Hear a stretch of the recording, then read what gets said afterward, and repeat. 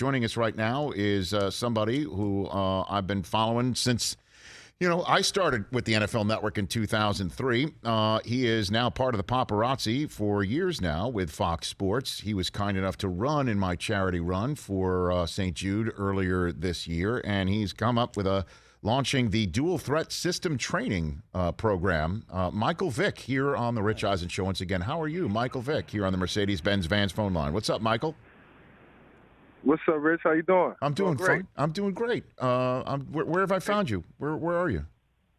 I'm in South Florida, Rich, and still recovering from that hamstring that I pulled in your run. You could say that all. Now it was charity based, and I enjoyed every moment of it. But man, Rich, I laid it all out on the line. You did. I laid it all out on the line. Michael, you ran a 4.7. You gotta be kidding me. You know what I mean? But hey, Rich, if I'm telling you, I'm saying it on your show. If I'm ever invited back, you are. I'm going to train. Yes. I'm going to give it 3 months of training. I'm going to make sure I don't pull my hamstring so I can give everybody a valid score. Well, that time that I posted, that's not my time at 41. Shouldn't have been my time at 40. Well, here's the deal, Michael. The combine has now been announced again. Last year there was no combine because of the pandemic. The combine's been announced for Indianapolis in late March, so we're beginning to start planning for it. I think we might run it there. If we do, you might have to lay off the turkey leg a little bit this week. You know what I'm saying? That won't happen. Give me the heads up post Thanksgiving. Okay. What is your Thanksgiving looking like, Michael? Where are you going to be? Well, I got family coming in town. I'm in Fort Lauderdale. I got family coming in town, and my mom, my sisters, my brother I haven't seen. My family in a while. They all in Virginia. I'm a Florida native now, so it's good to have family in town, and we haven't spent Thanksgiving together in the last maybe 5 or 6 years because of everybody's traveling movement. So very thankful time, and I'm looking forward to it. Michael Vick here on the Rich Eisen Show. So let's get right into it, Michael. If you had to lay, your reputation and your expertise on one team in the NFC to go to the Super Bowl in this who knows what year, which one would you choose right now, Michael? Right now, I really like Dallas.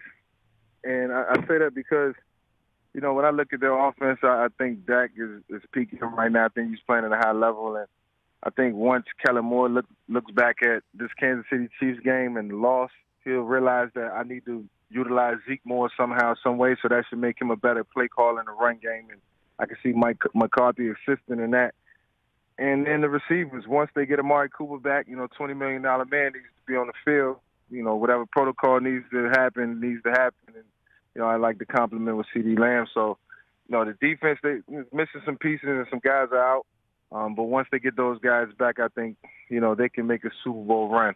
And not to discredit any other teams, if I had to specifically point at the team and what I like a lot about them, it's the Dallas Cowboys and what they put on display. Well, and, they have shown, with the exception of, I think, last week, they've been able to overcome any problems on their depth chart.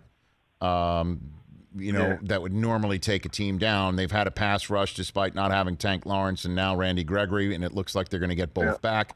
And that one game Dak was out, Cooper Rush was fine, but Tyron Smith can come back, and that might make them a winner on Thanksgiving. That might be enough. But what about the Cardinals? Let's just throw that one out there, man, because Colt McCoy won 2 division games on the road without Kyler Murray and DeAndre Hopkins. They're going to be the 1 seed coming out of Thanksgiving weekend no matter what happens on Sunday. So what do you think about their chances, Michael? What about that team? The Cardinals, I think they do everything right. It was great to see Colt McCoy be able to step in when Kyler went down. Injuries are going to happen, and guys got to step up. And usually when that happens, the entire team is uplifted because you lose your leader and I got to do my job today. We got to help Colt. He hasn't gotten all the reps.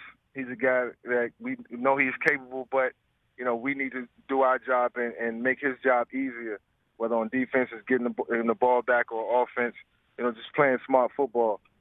So with Kyler in the lineup and when he comes back, this team is dangerous. I said on the Fox Kickoff show a couple weeks ago that I thought the Arizona Cardinals was the best team in the league at 5-1. So, I still think that's the case. A lot of moving parts, got to get some guys healthy. But, as of right now, Arizona looks good. So what do you think is ailing the Bills, Michael? I don't know how, deep you might be into the All-22, but I don't know what's going on. The Saints are banged up. I don't know if that we're going to be able to get an answer to it. I think Buffalo should win this Thanksgiving night game coming up on NBC. But what is going on? Because that team suddenly is now in second place. And we were talking about that team being the team to beat in the AFC right around September going into October. And now we're at Thanksgiving, and I don't even know if they're going to be playing a home playoff game this year. Yeah, that's correct.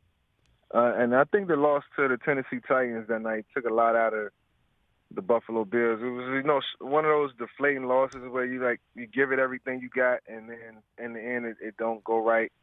And it's almost like an overtime loss, or it's almost like an overtime tie, where you just felt like you put so much into the game, you got nothing out of it. I think that game kind of set them back mentally and from a confidence standpoint, because from there it just hasn't been consistent. And I think Josh Allen got to pick this team up, and collectively they got to look at what they haven't been doing right, and try to right those wrongs. Who wins that division when it's all said and done? Do you think the Bills pull it out, or New England's going to win it because of the way they're looking? What do you think? Honestly, Rich, I've been a big fan of the New England Patriots this year, and I kind of gravitated towards them because I picked them as my fantasy defense in this fantasy league. I never played fantasy before, but now I'm somehow involved in fantasy. Okay. And so I found myself rooting for them every week. But while I'm watching them, I'm seeing Mac Jones and the matchup is coming around, and how he's kind of learning how to play the game, learning how to win, and it's been fun to watch. So I think the Buffalo Bills are in trouble. They got 2 games versus New England, if I'm not mistaken. Mm-hmm. And those are going to be the 2 key games in their division, and obviously which can 2 games that can shape the AFC playoff picture. And I don't think teams are going to want to see New England because they're getting better each and every week. Who else is on your fantasy team? Who's on Michael Vick's fantasy team? Jonathan Taylor. Oh, I had an amazing week last week. Yes, you did. With the Patriots defense, too? With the Patriots defense and Jonathan Taylor, I pretty much whipped the guy single-handedly. So it was a good week. It was a good week in fantasy, and I got other guys. Russell didn't help me out as much at the quarterback position, and I got some other guys, who produced. But that's a story for another day, Rich. I'm winning over there. Okay, so Russell Wilson is your Michael Vick's fantasy quarterback is Russell Wilson. Yes, he is, and Jonathan Taylor is my running back, star running back. So, serious actual football question here, Michael Vick. Did the Falcons make a mistake drafting Kyle Pitts and not taking a quarterback or trading back and trying to help themselves out roster-wise? Is it fair to have that conversation here right now? I do think Kyle Pitts was a good pick for the Falcons, and I do think that Atlanta was thinking about the future of Matt Ryan seriously. But you look at a guy like Matt, you can see that he still has some years left, and maybe want to build around him.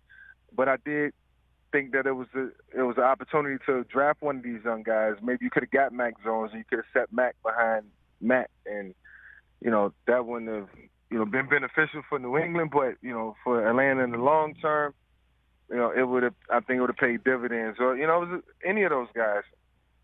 But you got a great guy that you can learn from behind, a great quarterback, and Matt Ryan that you can learn from and gain some experience and knowledge. And so we kind of missed the boat right there. But good thing is a draft next year if that's what they think they need to do. But I like Cal, and you remind me of Plexico Burress if they can use him right, and being paired with the right quarterback. Matt know how to get the most out of him. Plexico Burress at tight end. That's kind of frightening. So, if you had Justin Fields' ear right now, what would you tell him, Michael? If I had Justin Fields' ear, if you had an ability to talk to Justin Fields, what advice would you give him right now? So I spoke to Justin, and I just told him this is a learning opportunity. This is year 1, and expectations are high. Yes, people want to see promise. And then that's fair. It's only fair to the Bears fans, the fan base, and I think he gets that. But year 2 is going to be the year that you got to grow. and you have to put all your skills on display, and people are going to want to see, what Justin Fields is really all about. So I try to help him understand the game from that perspective. You do get a trial run in year one. You do have some guys who, the Mac Joneses of the world who can step into, the line of fire and get it done. But you got to have the right supporting cast, and that's not the case in Chicago right now. So, once they fix everything around Justin Fields and try to, help him, then, definitely won't be any excuses. But he understands what's at stake. He knows his position and what, and how he has to produce. What about the scheme that's around him? What you're seeing for him? What about that? This is the coaching staff, yeah, et cetera. The scheme is not beneficial right now because we haven't seen the production. And, as a coach, and Matt Nagy and Matt and I, we know each other well, and, we'll probably have the same conversation. It's a lot of things that can go wrong on the offense and why things won't go right. But, I think, maybe sometimes you run out of time and you don't have a chance to, get any do-overs. So, they got to clean it up quickly. I think tomorrow's game against Detroit, they have to win. And it's a must-win game, and they got to go on a win streak. So we'll see what happens. But they were supposed to win last week, and that didn't help. That is correct. Not winning that game versus Baltimore didn't help. Well, I mean, look at the kid from Utah comes out of nowhere. Lamar Jackson sends him a text as Lamar's coming on the bus saying, "I'm watching today. I can't make it. You got to go." Right. I mean, and then that kid makes the throw of the game and wins. Right. Right. And like he does that, and everybody's watching, and it's like, why can't we get that, from either of our quarterbacks? So that's kind of just, the state of the franchise. Before I let you go, tell me about this this system this dual threat plan that you have put together, Michael. Because what do you think it'll help me? Rich, this is my lane. It's an opportunity to teach. It's an opportunity to enlighten kids. Do a lot of football camps, and I teach a lot of kids the game of football, but I only get a split second with them. In that day, it's just a small fraction of time. So, I figure I put out the dual threat system, still get a lot of kids who ask me, whether I'm out, at Home Depot or whether I'm just out hanging out with my family, how can I be a dual threat quarterback? What do I need to do? And, got a great opportunity with this company, Pro Class, to put it out. And, it'll be all types of demonstrations from now until the end of time, just building speed and how to, chase perfection at the quarterback position. So, you can go to www.proclass.com/Vick, and, you get a lot of education and teaching, and it will continue to grow, as we continue to build content. So what would my second threat be? I already know what my first threat would be through the system training. What is a dual threat? What would it be? Talking and running? Is that what it'd be? Like that would be? Nah. Hey, why you either got to be passing or you got to be running, Rich. Mm-hmm. One of the two. Move the chains. No talking in between. Okay. Message in the huddle. But that's my game, though. Talking is my game. That's my problem. All right. We teach verbiage, too. Depends on what offense you in. Okay. What offense am I in? I don't know. Spread. I'll just say you like a run and shoot guy. That's right. I don't need a tight end. What do I need then? Guy, yeah, that's right. Run and shoot. With a Warren Moon, half roll. Yeah, that's right. I need Glanville on my ear. That's exactly what I need. That's the last guy you need. He's very motivating. Take care of yourself, Michael Vick. Have a great Thanksgiving with your family. We'll do this again soon. All right, you do the same. Thanks, Rich. That's Michael Vick, the one and only right here on the Rich Eisen Show. Hey, you watched all the way to the end. Thanks for that. Watch more right here.